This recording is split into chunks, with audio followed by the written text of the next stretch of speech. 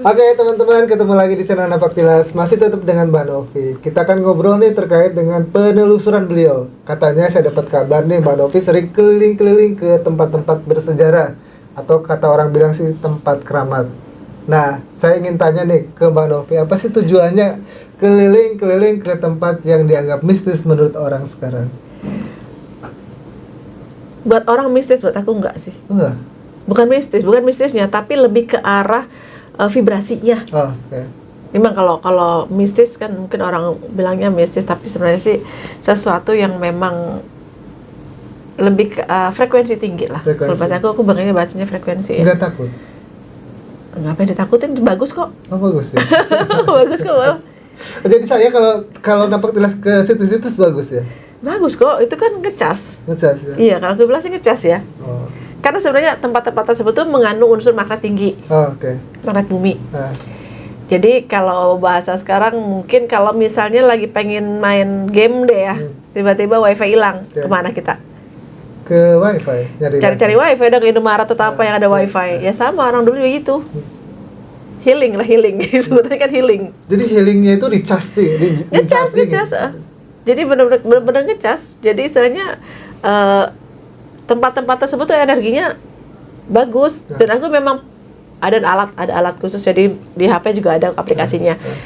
Itu suka ngetes gitu. Kalau misalnya IMF-nya tinggi, yaudah bagus. Tapi ada juga yang rendah gitu, yang buat buang energi. Nah, kalau kita nggak ngerti, kita salah datang. Datang yang nyedot, nah kan makin capek kan. Nah itu yang membedakan ya, itu sih expert ya. Kalau misalnya itu saya juga rekomen deh. Cuman maksudnya bagi orang awam nih, ketika tadi kan Mbak Novi tujuannya recharge ya, energi ya, pertukaran energi lah.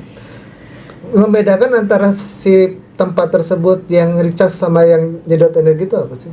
Kalau dari kacamata orang awam ya, kayak saya misalkan nggak tahu menahu tentang energi ya, itu yang membedakannya apa sih?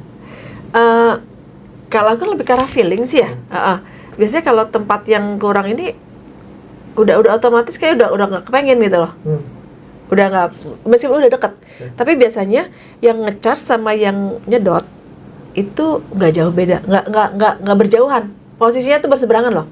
Oh, dalam satu kompleks, satu kawasan itu bisa beda-beda. Yes. Nah mungkin aneh kalau dibahas bisa menjurus. Bukan, maksudnya gini, dalam satu tempat itu ada tempat yang nggak sama. Iya, satu tempat, satu wilayah. Semua tempat akan seperti itu. Makanya jatuhnya kan di tempat yang bagus, tapi di sini kan jatuhnya kayak pesugihan. Ya, oke. Berarti karena ada penyelewengan. Semua tempat itu ada seperti itu, positif negatif lah kalau dikategorikan ini. Ada. Nah, jadi tidak semuanya positif, tidak semuanya negatif. Betul. Tergantung kita memilih yang mana. Iya. Tergantung niat kita. Jatuhnya kembali ke niat kan. Biasanya kalau niat kita udah ini, kita akan tersasar. Tapi kalau aku kan kebetulan, kalau aku kan datang ke tempat sana, kita tuh sebagai penyeimbang aja. Kalau saya ke sana tuh menanam orgonite, jadi menyeimbangkan energi yang di sana yang sudah sering tersedot gitu loh. Jadi orang-orang kan datang katanya pengen wibawanya naik atau apa gitu kan. Itu kan sebenarnya mereka mengambil energi dari situ. Yang namanya ngecas kan energi diambil dong, tapi kan gak ada ngisi lagi. Gimana kalau nggak terisi lagi airnya kan? Ya alam di situ kan nggak seimbang. Jadi kita menyeimbangkan aja gitu loh istilahnya. Jadi Mbak Novi datang ke situ nanam orgonate maksudnya? Iya. Barang seperti orgonate gitu? Iya, seperti alat orgonate gitu. Oh, disimpan di situ? Iya, ditanam. Tujuannya menyeimbangkan? Menyeimbangkan aja. Wah itu teman-teman keren banget loh beliau. Ternyata energi tempat tersebut yang kita ambil. Orang cuma ngambil doang, nggak ada yang ngecas lagi kan, kasihan juga gitu loh. Iya, hebat banget loh teman-teman. Ternyata Mbak Novi punya kiprah untuk menyeimbangkan energi-energi yang sudah habis ya, diambil dalam tanda kutip oleh pengunjung yang datang ke situ. Iya, otomatis kan kita kan itu ada memori juga. Setiap tempat ada memorinya. Apalagi kalau misalnya taruhlah kalau zaman dulu kan raja-raja zaman dulu suka meditasi, bertapa gitu kan. Nah, di situ kan berarti kan vibrasi raja kan tinggi ya. Gitu kan, frekuensinya mereka tinggi gitu kan. Orang kebanyakan pergi kalau memang niatnya baik gitu kan, ya memang bagus gitu kan. Tapi kalau udah niatnya jelek kan biasanya mereka ya yang mau jadi penguasa mereka pasti ke situ, meditasi di situ gitu kan. Nah memang dari Raja Jamrud di situ kan, otomatis kan mereka membawa wibawanya gitu, jadi auranya nempel gitu, diharapkan seperti itu. Tapi kan nggak kepikiran bagaimana cara menyeimbangkannya lagi. Nah kita tuh memang pergi ke beberapa tempat, ya kayak di Kuningan, Gunung Cermai, terus Tasik juga pernah, Garut juga ada, Garut beberapa tempat main di laut sama yang di gunungnya juga pernah. Nah kita tuh menanam, termasuk yang di Gunung Salak. Tapi Gunung Salak sudah ada duluan juga ternyata. Nggak sendiri. Jadi ini tanpa dibahas kemana-mana, ternyata sudah ada juga beberapa kelompok yang melakukan hal yang sama. Oh gitu, saya baru tahu loh teman-teman. Gitu ya. Nanti ngobrol situ kan, dia orang Bali gitu kan. Dari rombongan dari spiritual Indonesia juga. Dia udah nanam orgonite yang 9 kilo gitu. Nah ini kan sebenarnya kan ilmu pengetahuan yang tinggi ya. Kebayang nggak leluhur kita udah tahu itu? Leluhur kita udah tahu itu gitu. Dan keris-keris kan ada dari meteor, ya, seperti itulah sebenarnya. Jadi sebenarnya energi, yang lainnya di energi, frekuensi, energi dan frekuensi. Jadi pengetahuannya tuh udah luar biasa. Yang aku tahu ya, yang aku tahu frekuensi di kita ini sebenarnya lebih tinggi dibandingkan dengan yang di luar sana. Luar negeri. Ya Inggris apa semua. Kita tinggi loh sebenarnya. Kalau kita bahas ya, frekuensi daya listrik ya, misalnya. Kalau di kita tuh sebenarnya ada 7 ke atas. Luarnya 7 ke atas, sebenarnya kita 9, tapi di sini tuh rata-rata kita jadi 45 atau 5 lah daya listriknya ya. Tapi di luar 7, Nah, kita orang-orangnya sudah ditekan seperti itu aja. Kecerdasannya tuh bisa mencapai untuk frekuensi bisa 9, 9, orang Indonesia? Orang Indonesia. Mindsetnya ditekan dengan aturan-aturan itu. Sengaja. Biar nggak pinter. Jadi sebenarnya Mbak Novi itu tujuannya adalah untuk menyeimbangkan energi di situs tersebut yang berkurang karena efek orang datang gitu ya. Iya. Dan juga untuk menyeimbangkan bumi juga sih, terlalu besar banget ya, kesannya sombong bener.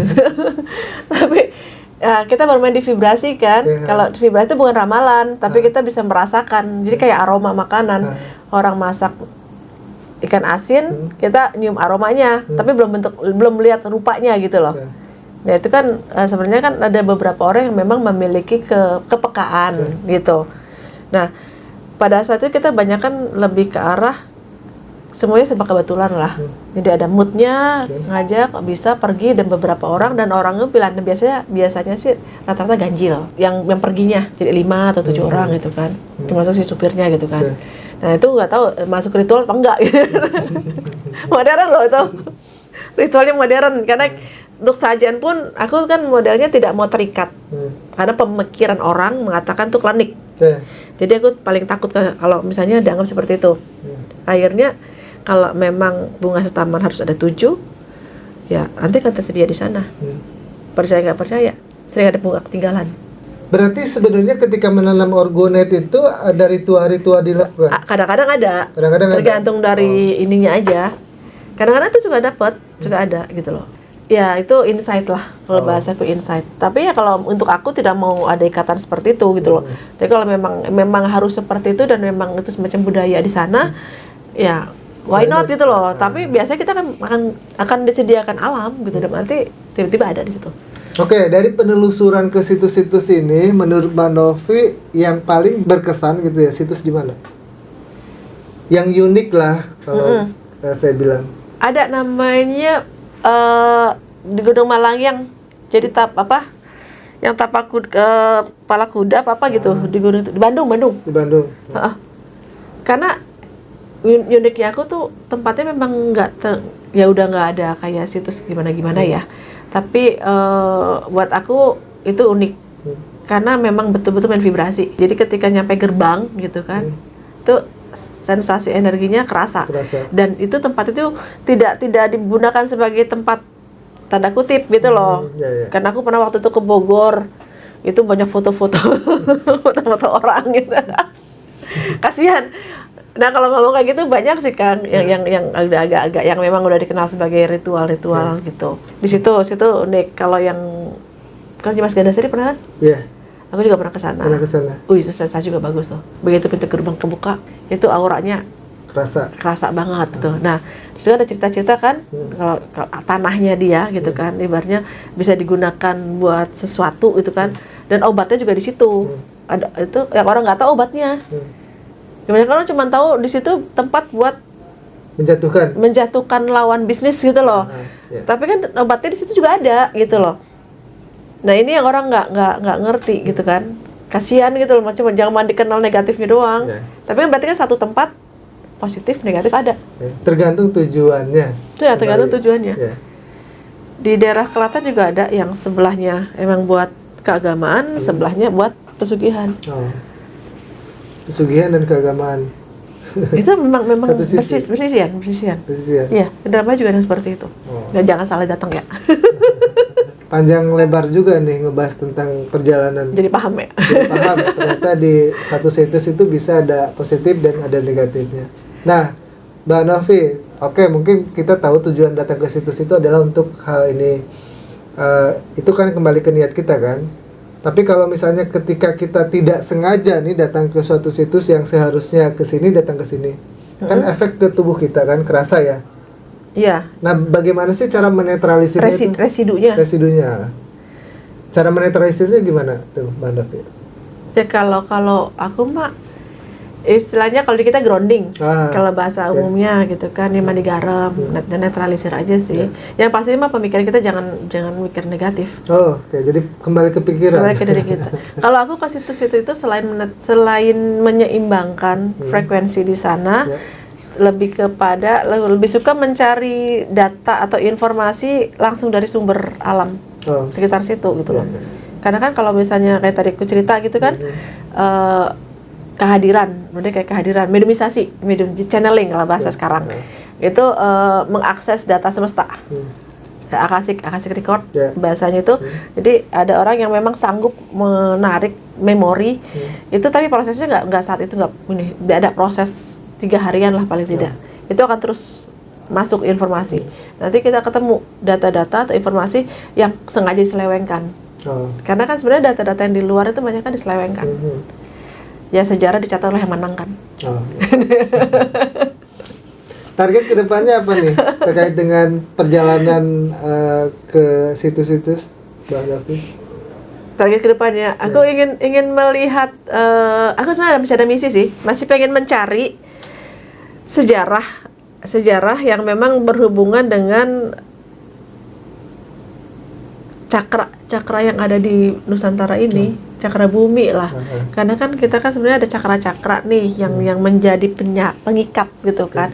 Nah, ketika cakra-cakra ini kendor atau istilahnya lemah gitu kan, otomatis kan gampang sakit, gampang terkondisikan luar. Nah, bumi kita juga sama, terutama Pulau Jawa ini. Kalau misalnya cakra-cakranya dia lemah gitu kan, bukan mustahil, bukan cuma efeknya bukan cuma di gempa doang, tapi juga di orang-orangnya. Karena frekuensinya akan ngacak. Nah, ketika frekuensi itu ngacak, otak kita kan menjadi paranoid kan. Nah, dia bukan mustahil kita gampang dikendalikan. Dikendalikan oleh apa? Ya, lewat teknologi yang lebih serem ya. Karena kan memang kan aksesnya lewat satelit. Itu kan akan kenanya ke gelombang otak. Itu yang sebenarnya lagi aku coba gimana caranya ya gitu kan. Biar kembali seimbang. Iya. Jadi cakra-cakranya ya kitanya juga bisa seimbang gitu istilahnya. Karena ketika udah ya contoh kan budaya lah, ketika ada pengkotak-kotakan budaya. Ya kan? Aku sih pengennya jangan ada pengkotak-kotakan itu. Yang sekarang yang terlihat ini kan orang mulai mengelompok. Ya adalah istilahnya kayak Sunda ya Sunda, Jawa ya Jawa. Sedangkan zaman dulu udah mulai ada tuh istilahnya Jawa nggak boleh ketemu orang Sunda, orang Jawa nggak boleh ketemu orang Sunda, ada seperti itu loh gitu istilahnya. Nah kayak gitu kan mulai ada pengkotakan. Ada bagusnya sih, karena ada bagusnya juga positifnya kan, biar kita mengenal budaya langsung asli. Nah kalau orang kayak aku kan nasibnya gimana gitu kan. Nah di sini kan aku bisa netral gitu. Ketika budaya kan ada yang positif dan negatifnya juga. Kenapa nggak dibikin ya edukasinya lah gitu, biar kita tuh bisa tahu semua anak-anak. Jangan dibilang ke kliniknya. Aku sebagai orang yang lumayan peka kalau untuk energi gitu kan, kadang-kadang sayang loh. Sayang karena Indonesia ini ya majemuk banget loh. Termasuk hebat loh Indonesia ini. Keren ya. Keren banget loh, karena kan wilayahnya luas banget. berapa provinsi itu sekarang? Ya kan, dibandingin ini aja kan, kita kan Indonesia, jadi megang begitu luasnya wilayah. Sementara kan kalau di tempat lain kan, ya Singapura kecil. Kita kan luas banget. Akhirnya kan sekarang mulai bermunculan dah itu raja-raja zaman dulu. Titisannya gitu. Titisannya. Ya tiba-tiba ingin berkuasa lagi. Repot kan. itu efek kalau misalnya kita terkotak-kotak. Oke, sahabat kilas, cukup sekian ya kali ini kita ngobrol dengan Mbak Novi. Semoga apa yang tadi beliau sampaikan bisa memberikan pemahaman terkait dengan budaya tradisi leluhur kita di Nusantara ini. Semoga misi beliau nih untuk mensinkronkan kembali cakra di Nusantara ini segera terwujud. Amin. Dan kejayaan leluhur kita akan segera terulang kembali. Karena walau bagaimanapun siapa lagi yang akan mencintai budaya dan tradisi kita kalau bukan cucu-cucunya kita sebagai pewaris dari leluhur kita. Sampai ketemu di liputan selanjutnya teman-teman. Terima kasih Mbak Novi. Sama-sama Kang.